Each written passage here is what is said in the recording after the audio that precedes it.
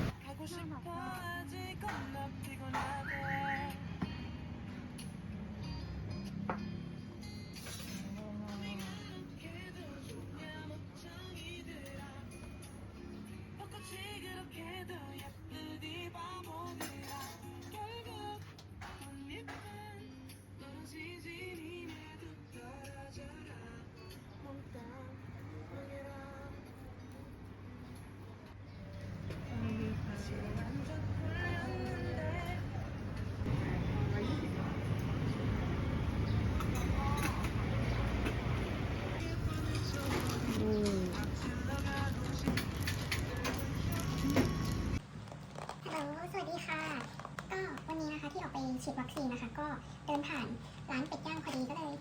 ซื้อมากล่องนึงแล้วก็กะว่าจะเอามาทานกับบะหมี่ค่ะก็จะทำบะหมี่ลวกเองเป็นบะหมี่แห้งแล้วก็ทำกระเทียมเจียวนะคะลงไปคลุกก็เดี๋ยวเรามาทำตัวกระเทียมเจียวนะคะแล้วก็ลวกผักกวางตุ้งนะคะใส่กับบะหมี่ทานกันค่ะ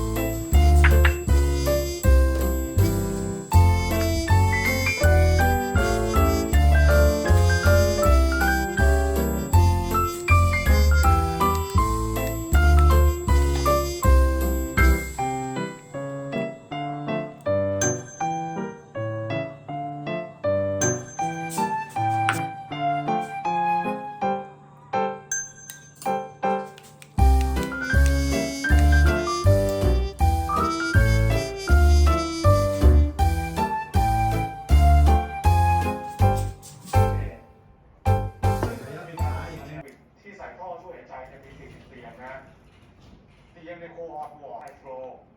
สารที่ใช้ออกซิเจนที่ผ่านมาทางโรงพยาบาลก็มีการขยาย ICU เพิ่มแล้วมีความเชี่ยวชาญเพราะงานเดิมที่มีประกอบกับมีแพทย์ก็ต้องกักตัวมันก็ไม่ใช่แค่เรื่องอุปกรณ์อย่างเดียวแล้วเชี่ยวชาญนะอาจารย์ผลิตเพราะแต่ละโรงพยาบาลในตอนนี้เรื่อง เอาพริกป่นไหมคะหรือว่าชิมก่อน คนเนี่ยครองเตียงเป็นเดือนนะฮะก็จะเกิดสภาวะ อันนี้พูดถึง ซึ่ง คนนั้นก่อน ไปถึงจุดหนึ่งก็จะเป็นอย่างที่ว่าต้องเลือกรักษาคนไข้แล้ว และนี่จะเป็นจุดที่ยากมากสำหรับแพทย์เพราะตามหลักแล้วแพทย์เนี่ยแน่นอนว่าก็อยากรักษาคนไข้ทุกคนอยู่แล้ว พึ่งธรรมชาติจริงๆเนี่ยถ้าก่อนที่จะเดี๋ยวน่าจะคุยกับญาติว่าจะสู้ต่อจะปล่อยไปดีกว่า ตัวเลขวันนี้คุณผู้ชมนะยังคงสูงต่อ 14,503 คนแล้วก็พบจากเรือนจำ1 จุดโควิดทางแพทย์ชนบทเสนอให้กทมเพิ่มจุดตรวจให้เพียงพอกับสถานการณ์ระบาดแล้วยอมรับผลตรวจแอนติเจนเทสคิทและขอให้ตรวจ RT-PCR ต่อทันทีหมายถึงใครที่ตรวจแอนติเจนเทสคิทแล้วบวกทำให้ราคาถูกนี่นะครับซึ่งเป็นไปได้ว่าหลังจากนี้เนี่ยเราจะต้องอาจจะเอาตัวเลขของคนที่ตรวจแบบแอนติเจนเทสเนี่ยรวมนะแล้วตอนนี้คนตรวจแอนติเจนเทสคิทเนี่ยได้หมดแล้วนะใช่แล้วเรายังไม่ได้รวมตัวเลขจากแอนติเจนเทสคิทคือถ้ารวมตัวเลขนี้มันก็จะเพิ่มกว่านี้อีกเพราะบางคนเข้าไป